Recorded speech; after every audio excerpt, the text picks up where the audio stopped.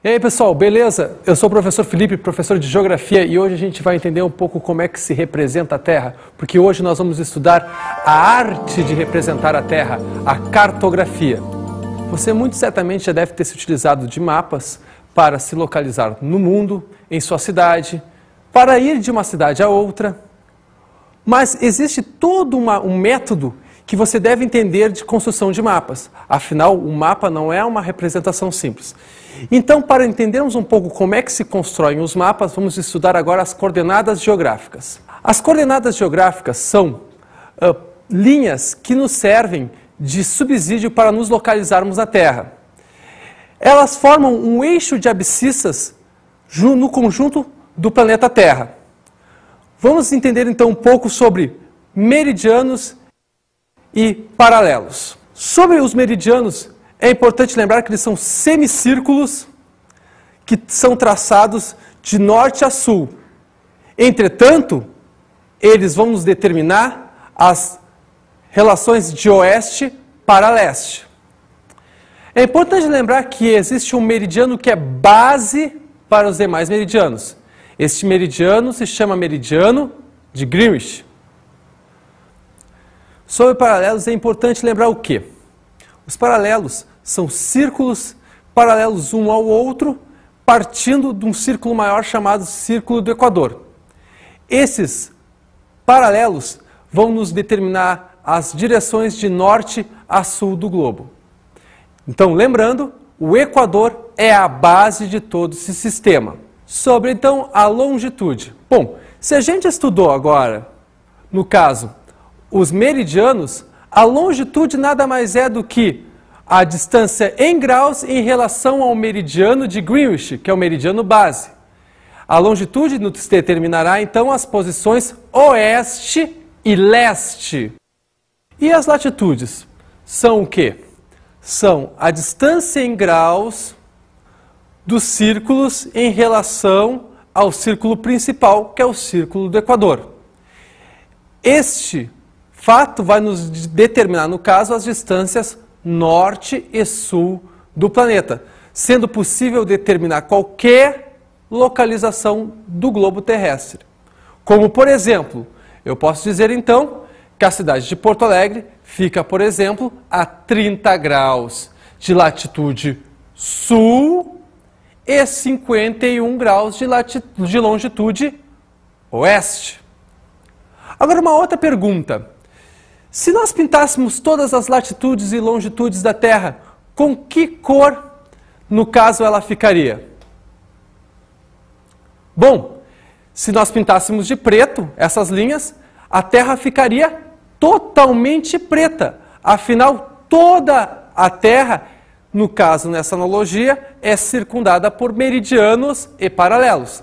E, portanto, se nós pintamos todos as longitudes e longitudes, consequentemente, nós pintaremos toda a Terra.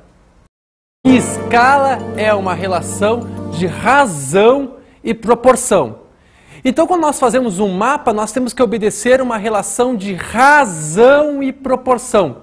É isso que nós chamamos de escala.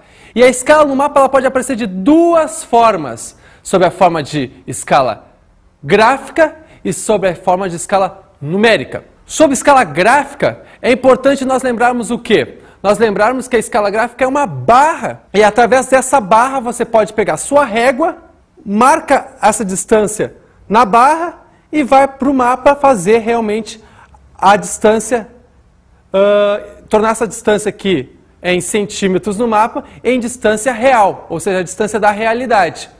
Então a escala gráfica é isso, é uma barrinha aquela que você marcou, foi para o mapa e aí descobre a distância real. Já a escala numérica é aquele número 1, 2 pontinhos, por exemplo, 50 mil. 1, 2 pontinhos, 200 mil. O que está querendo dizer essa escala numérica? Está querendo dizer o quê? Uma unidade no mapa equivale a 200 mil na realidade. Uma unidade no mapa equivale a 50 mil da mesma unidade na realidade. Isso é muito importante você lembrar. É isso que vai ajudar você a calcular a distância real através de um mapa. Quanto à escala, a gente pode classificar os mapas em diferentes formas. Qual é a diferença, por exemplo, entre a planta de uma casa, de um apartamento, e um mapa mundi? Pense bem. Lógico, é a escala. É importante nós lembrarmos o que então? Por exemplo, numa planta de um apartamento, nós vamos fazer, vai ser provavelmente o mapa, uma unidade para 100 da mesma unidade. Por exemplo, 1 centímetro equivale a 100 centímetros na realidade. Agora imaginem usar para fazer um mapa mundi, 1 centímetro equivalendo a 100 centímetros. Impossível! A não ser que tu tenha muita, mas muita folha mesmo para fazer esse mapa. No mapa mundi, nós usaremos provavelmente a distância de 1 centímetro equivale a 30 milhões de centímetros na realidade. E com isso se torna possível fazer um mapa mundi. Então vocês vejam que existe uma diferença de escala entre, no caso, esses dois tipos de cartas geográficas. Então é importante nós lembrarmos o seguinte: qual deles tem a escala menor? A planta ou o mapa mundi? O mapa mundi. Ah, você pensou que era a planta, né? Só porque a planta mostrava um local menor. Entretanto, para determinarmos se uma escala é grande ou pequena, é necessário o quê? Entender o nível de detalhe. Quanto maior for o nível de detalhe, maior vai ser a escala. Sendo assim, nós poderíamos dizer que entre a planta de um apartamento, o mapa do estado do Paraná e o mapa do mundo, o mapa que possui a maior escala é o mapa, no caso, a planta do apartamento. E o mapa que possui a menor escala é o mapa mundi. Tudo isso porque nós podemos fazer, por exemplo, essa escala, por exemplo, de uma planta, nós podemos usar 1 para 100. Mas a gente poderia transformar isso em uma fração, 1 sobre 100. A mesma coisa acontecendo com o mapa mundi. Por exemplo, 1 para 30 milhões. Se você fracionar, você vai colocar 1 sobre 30 milhões. E aí, usando essas duas frações, você pode responder mais facilmente aí para mim. Qual é dessas escalas é a maior? Com certeza é a da planta de uma casa. Então agora vamos ver como se faz um cálculo se baseando na escala. Bom, é importante você ter então em mente 3 fatores. No caso, a distância real, a distância no mapa, que normalmente a gente usa centímetros ou milímetros, e a escala. E aí você tem que ter então a seguinte noção. No caso, o D maiúsculo vai ser a distância real. O D minúsculo vai ser a distância no mapa. E o E minúsculo aqui vai ser a escala propriamente dita. Então nós temos a seguinte fórmula, onde o D maiúsculo, que no caso é a distância real, é igual a distância no mapa vezes a escala. Agora é importante você lembrar uma coisa, que a escala que você vai usar vai ser só o número que vai depois dos 2 pontos, ou seja, se a escala é 1 para 25 mil, você vai usar só o valor chamado 25 mil. Você pode usar aí uma regra de 3, porque na verdade aquela fórmula ali é a fórmula baseada numa regra de 3. E aí, aliás, essa é a minha dica. Usa a regra de 3, porque a regra de 3 tu não vai esquecer. No caso, o 1, né, aquele 1 da escala, equivale ao denominador da escala, o Ezinho. E a distância no mapa, no caso o Dzinho, vai equivaler à distância no terreno, ou seja, a distância real. E aí depois é só tu fazer o quê? Cruzar os valores, que vai dar 1 vezes D igual a Dzinho vezes Ezinho. Agora a gente vai resolver então um exercício sobre escala. Se nós temos um canal medindo 10 km na realidade, quanto vai medir este canal no mapa de escala 1 para 25.000? Então, se nós temos no denominador da escala 25.000, nós devemos multiplicar ele pela distância no mapa, no caso o d minúsculo, que vai ser igual aos 10 km da distância real, que é a distância do canal. E aí é importante lembrar uma coisa, que esse 25.000 aqui ele não tem unidade, ele vai ser a unidade que nós determinamos para ele, ok?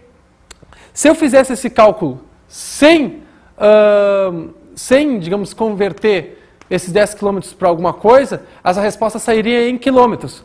Mas como para a resposta fica melhor a gente colocar ela em centímetros, já que a gente está falando em distância no mapa, é importante nós então transformarmos esse 10 km em centímetros. 10 km em centímetros dá 1 milhão de centímetros, que nós dividiremos então pelo 25.000, que aí vai dar a resposta final em, no mapa de 1 para 25.000, equivale a 40 centímetros no mapa. Agora nós vamos estudar um outro fator chamado curvas de nível. As curvas de nível são linhas que medem e marcam a altitude de um relevo no mapa. Com ele é possível, além de determinar a altitude desse relevo, determinar também a forma desse relevo. As curvas de nível são um importante instrumento na interpretação de cartas topográficas. Então vamos ver aqui na figura como é que funciona essa ideia de curvas de nível. Olha aqui, nós temos aqui uma curva de nível de 600 metros. Aqui nós temos uma curva de nível de 500, aqui de 400. Se nós... o importante é lembrar o seguinte, que essas curvas de nível elas possuem uma equidistância. Ou seja, a distância entre uma curva de nível e outra é sempre a mesma. No caso aqui, 100 metros em relação... é a relação de uma curva de nível para a outra. Se nós traçássemos uma linha, no caso desse sentido aqui, uma linha, olha como é que ficaria o relevo. Seria uma depressão, porque olha aqui, ó, o ponto, esse ponto aqui é de 200 metros, aqui é 400, aqui é 500, ou seja, quanto mais na borda nós estivermos aqui da figura, maior vai ser a altitude. Então, nos demonstrando aqui uma depressão. Então, você vê que a gente pode, através das curvas de nível, determinar, no caso, a forma do relevo. Então, vamos mais uma figura. No caso aqui, ó, curva de 100 metros, 200, 300, 400, 500, 600. Se nós traçássemos uma linha nesse sentido, olha o que nós teríamos aqui. No caso, um morro. Porque olha aqui, ó, a distância aqui do centro é de 600, ó. A área mais alta. E aqui, ó, na periferia, a linha são as linhas menores. Então, no caso, ó. Então, é importante, através desse gráfico, nós representaríamos, então, um morro. Temos mais, então, aqui mais uma figura que nos representa mais uma forma de relevo. No caso aqui, se nós traçássemos uma linha, nós teríamos uma espécie de dois morros. Porque olha aqui, ó, aqui nós temos um pico de 600 metros e aqui de 600. Então, ó, a maior elevação que aparece aqui de 600 metros aparece aqui na figura. E as margens da figura aqui nós temos as menores altitudes. Então você vê a importância das curvas de nível, porque através delas a gente pode marcar bem, no caso, a forma de um relevo e a gente pode determinar então se é uma depressão, se é um morro. Por exemplo, também nós poderíamos determinar para onde um rio corre. Se nós tivéssemos um rio que corresse nesse sentido, com certeza nós teríamos um rio que vai desse ponto aqui para este ponto aqui. Porque nós sabemos que a água não sobe. E a água não subindo, então, consequentemente, tem que ir de 500 metros para 100 metros. Tá ok? Então, isso é importantíssimo também nos mapas. Bom, vamos então para um outro ponto, que é a equidistância das curvas, que, como eu falei, de uma curva para outra, sempre, mas sempre, nós temos o quê? A mesma distância entre elas. Ou seja, ali nós vimos no caso que era de 600 para 500, de 500 para 400, ou seja, a equidistância dessas curvas era de 100 metros. Se nós tivéssemos no mapa, por exemplo, a distância de 420, 440, 460, consequentemente, a equidistância dessas curvas de nível seria de 20 metros. Então, todas as curvas de nível sempre mantêm uma mesma equidistância, ou seja, o mesmo valor entre a distância das curvas. As isoípsas são linhas que marcam, no caso, então, o relevo. Ou seja, as curvas de nível que eu acabei de demonstrar para vocês são isoípsas. Mas existem outros tipos de curvas de nível que determinam outros tipos de grandeza física. No caso, nós temos também as isóbaras. As isóbaras são linhas que medem a pressão atmosférica. Através dela, nós podemos determinar então locais de baixa pressão e locais de alta pressão. Outro tipo de linha que nós temos são as isoietas, que nos determinam os valores de precipitação líquida. Então, nós determinamos locais que chovem bastante e locais que chovem pouco. E outro tipo de linha que nós temos é as isóbatas. São linhas que nos marcam, no caso, a profundidade do relevo. Ou seja, altitudes inferiores a zero, nós vamos medir com linhas isóbatas. Altitudes superiores a zero, aí são aquelas que a gente tinha descrito, que são as isoípsas, tá ok? Então, você tem aí uma noção de diversos tipos de curvas de nível. Agora vamos usar entender um pouco de um outro artifício que se usa em cartografia, que são as cores. E aí nós temos dois tipos de cores, que no caso nós temos as cores batimétricas, que são as cores que determinam profundidade, e que nós vamos, então, numa escala de azul, determinar qual o tipo de profundidade. E nós temos as cores hipsométricas, que são as cores que vão nos definir a altitude. Utilizando aqui no gráfico a escala, e aí a gente pode ver, as cores mais ao nível do mar, no caso a gente vai adotar o verde. E com isso a gente vai tornando essa cor mais vermelha conforme vai aumentando a altitude.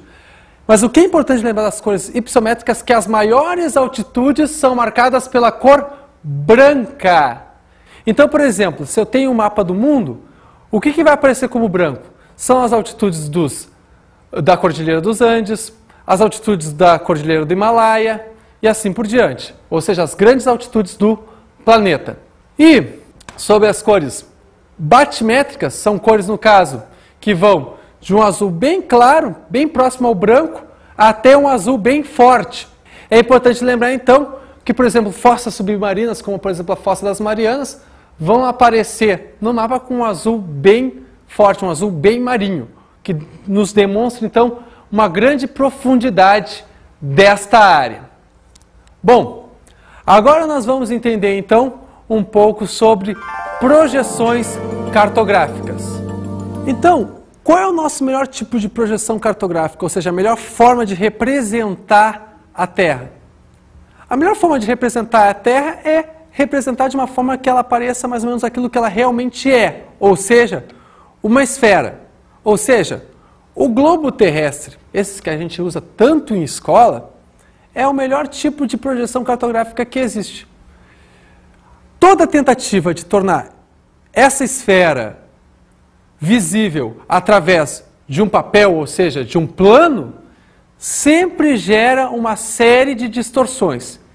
É importante, então, nós estudarmos os tipos de projeção cartográficas relativas ao plano, para nós entendermos que tipo de distorções cada tipo de projeção cartográfica nos oferece, e assim não corrermos alguns riscos que essas projeções nos demonstram.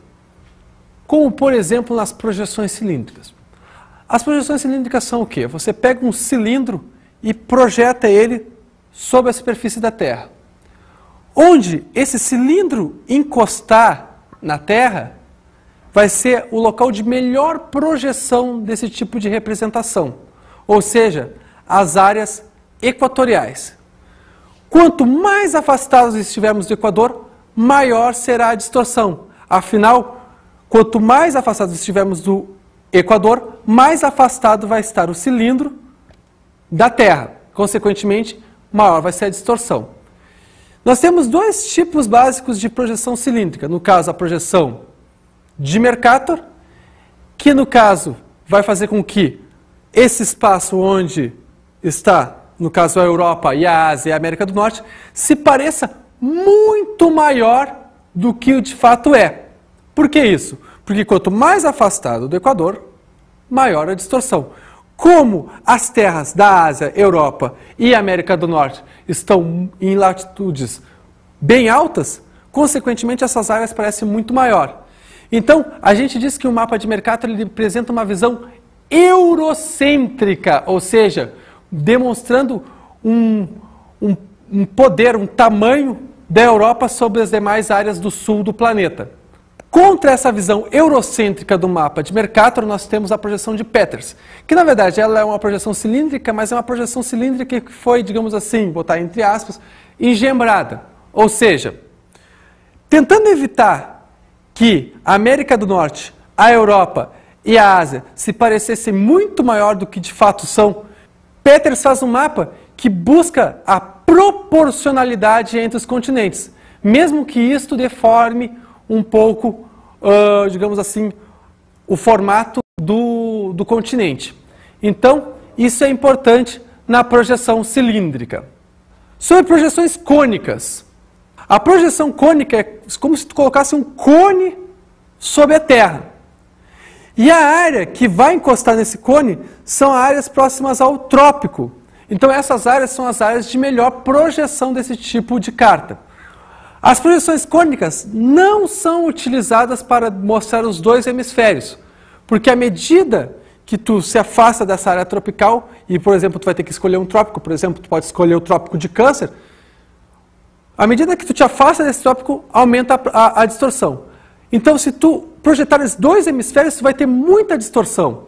Então, é importante a gente só fazer esse tipo de projeção sob um hemisfério, tentando evitar o maior tipo, uma maior distorção desse mapa.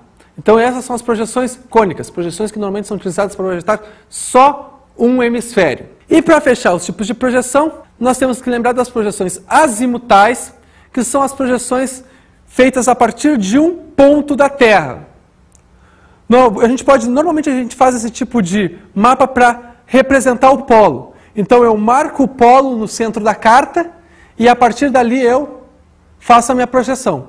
Entretanto, quanto mais afastado eu estiver do centro da carta, maior vai ser a minha distorção. Ok? Então, esses são os tipos de projeção cartográfica que nós temos no nosso conjunto de mapas.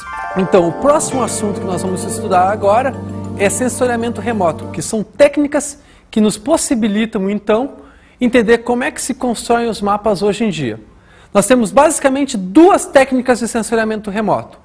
Uma delas é as fotos aéreas. As fotos aéreas. Bom, hoje é o principal recurso utilizado para o mapeamento hoje em dia. É o recurso que nos oferece a maior precisão para a confecção de mapas.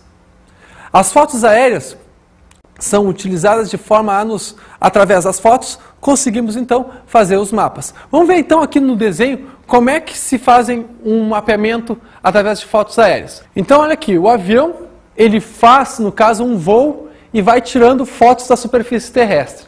É importante que esse avião tire fotos que se sobreponham uma à outra, de modo a depois, você utilizando um equipamento chamado estereoscópio, você simule aquilo que o olho humano faz. Se você pegar o olho humano, o que você tapa em um olho? Você vê uma imagem. O outro vê outra imagem. E a noção de profundidade, o que é? É a conjunção de uma imagem com a outra imagem sobreposta. Esse princípio é o mesmo quando a gente usa o estereoscópio. O estereoscópio vai pegar essa foto aqui e essa foto aqui e vai fazer com que elas se sobreponham, de modo que a gente consegue ver com profundidade as duas fotos.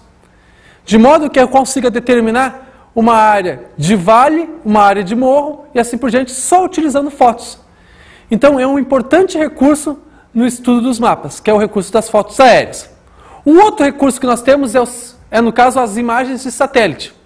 Hoje em dia nós temos um grande conjunto de satélites que fazem imagens da superfície terrestre, nos possibilitando então determinar, além das formas de relevo, também nos determinam o tipo de elemento químico, o tipo de situação em determinado tipo de terreno. Como por exemplo, vejamos aqui na figura, O Sol emite então energia na Terra e a Terra responde essa energia, ou seja, reflete essa energia.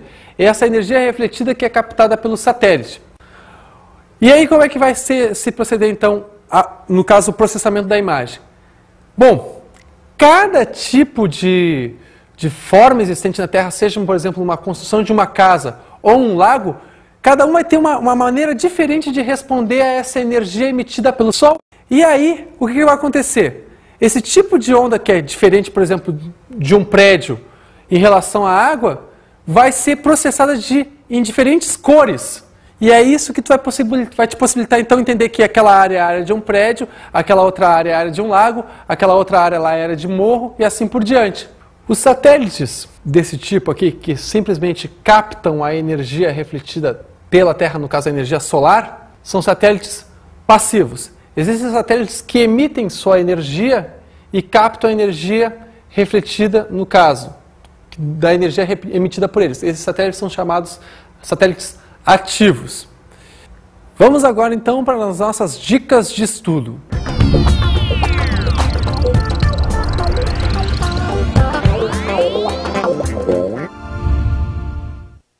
Então a nossa dica é o quê?